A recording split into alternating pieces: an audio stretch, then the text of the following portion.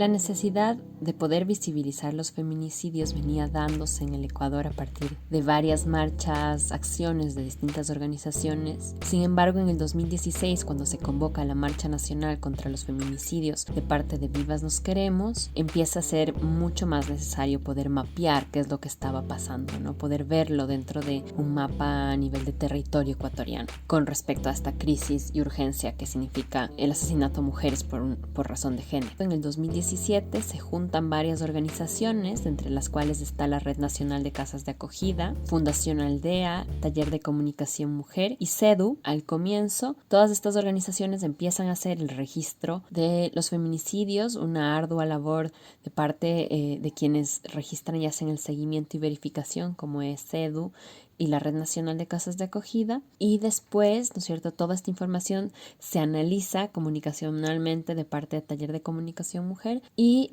hacia el mapa geográficamente de parte de Fundación Aldea. Entonces, de esta manera empieza esta alianza de poder registrar y mapear qué es lo que estaba pasando con la violencia feminicida en el Ecuador.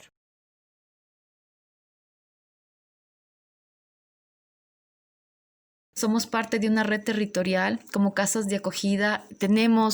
Existen casas de acogida en 7 provincias del país. Además, también hay centros de atención externa a mujeres en 18 provincias. Por lo tanto, tenemos una comunicación directa con estas organizaciones. Entonces, cuando ocurre un feminicidio, lo que sucede es que a través de unos chats que tenemos colectivos, enseguida nos avisamos y nos contamos, día de hoy hubo un feminicidio en Manta, hoy hubo un feminicidio en Guayas, y en qué lugar y en qué provincia, y vamos conversando. Además, existe un chat nacional de femicidio que alberga un poco más de 100 personas y de 100 mujeres pertenecientes a organizaciones que también estamos alertas a ver y a conocer lo que está ocurriendo en cada territorio. Yo les dejo así con varias dudas. Nosotros como sociedad civil todavía creemos que tenemos un subregistro tremendo. Por ejemplo, en el sector rural, yo creo que todavía no hemos logrado tener toda la información de todos los lugares porque el país es vasto. Y como sociedad civil no tenemos todos los recursos que se requieren para saber lo que ocurre en cada sitio. Pero el Estado sí lo tiene y el Estado lo debería hacer.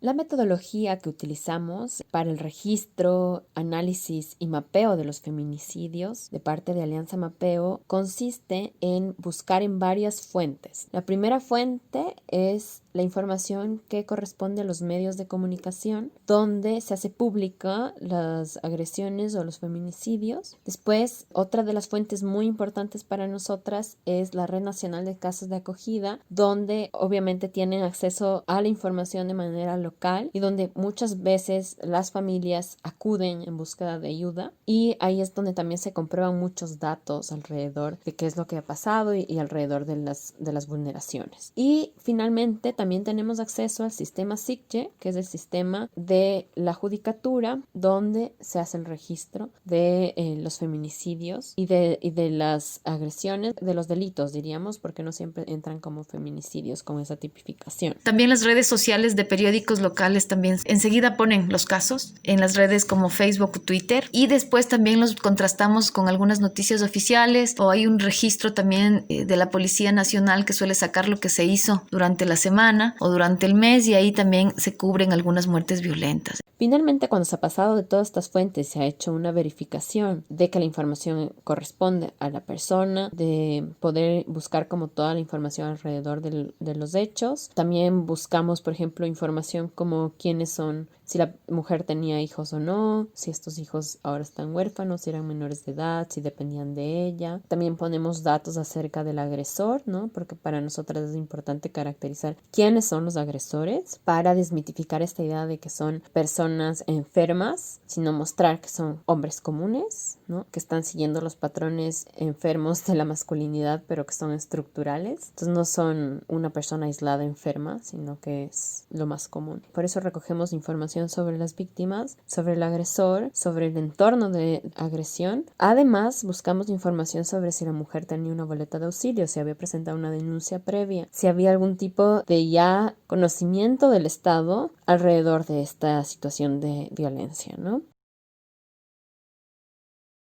Después de hacer todo este análisis, si hay algún caso que es difícil de poder llegar a una resolución, hacemos una reunión donde lo analizamos en conjunto, buscamos poner como varios argumentos, ¿no? Y también la perspectiva feminista que se pone sumamente en claro dentro de estos análisis.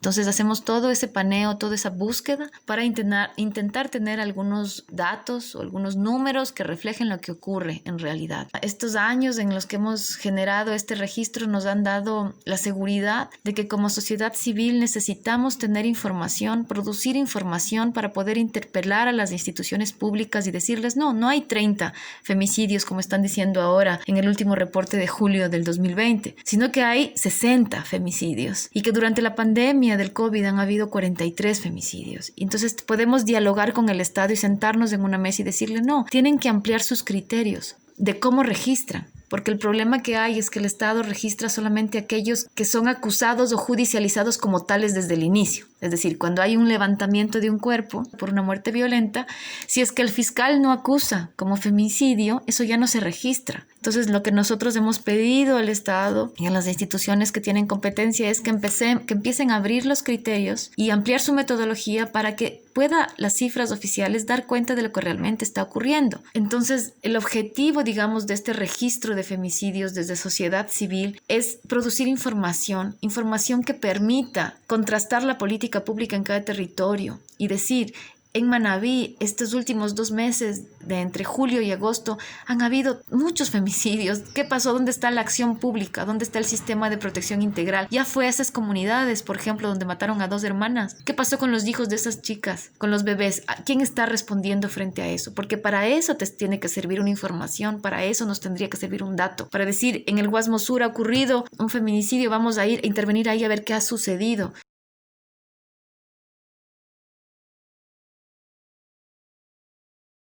Y no se trata de decir si es femicidio o es muerte violenta, no, todas las muertes violentas de mujeres por razones de género deberían ser investigadas como feminicidios, tal como manda el Protocolo Latinoamericano de Investigación de Muertes Violentas, el cual el Ecuador se comprometió y firmó un compromiso para utilizarlo como Fiscalía Nacional. Entonces, ¿por qué no todos los casos de muertes violentas de mujeres se investigan como feminicidios? No lo sé, ese debería ser lo que primero se haga. Creemos que es importante que el Estado empiece a revisar esas metodologías, esos criterios, y nosotros siempre hemos estado abiertos y dispuestos y dispuestas a sentarnos en la mesa y a dialogar. De hecho, ya lo hemos hecho, nos hemos sentado con la mesa técnica que lleva adelante el registro de femicidios y a contarles y a validar y contrastar información, y me parece que ese diálogo es importante. No se trata de quién tiene bien o mal las cifras, porque no se trata de mal cifras, estamos hablando, recuerden, de vidas de personas que fueron arrebatadas por una acción violenta, por esta sensación o por esta noción que tenemos en esta sociedad de que el cuerpo de las mujeres, de que el cuerpo de las niñas, de las adolescentes se puede tomar y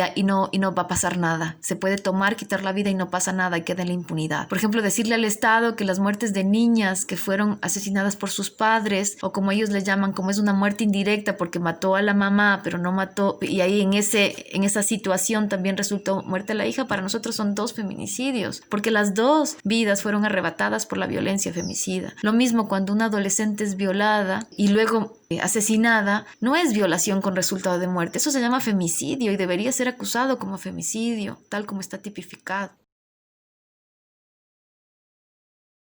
El análisis geográfico, donde se territorializa la información y se muestra en qué partes del Ecuador está más, dónde ha sucedido estas agresiones, en qué ciudades, en qué parroquias, ¿no? Y también esto nos permite verlo en grande, en un mapa, de manera territorial, pero además sacamos algunos datos estadísticos como el tipo de arma, el agresor quién era, ¿no? La identidad del agresor, la víctima, la edad de la víctima. Es muy importante ver que hay mujeres de todas las edades que son asesinadas por el hecho de ser mujeres. Después de hacer este análisis, primero recoger la información, verificarla, después, ¿no es cierto?, analizar la información desde varias perspectivas, después todo el levantamiento geográfico y territorializar la información, pasamos a un proceso de pensar cómo esta información puede ser visibilizada.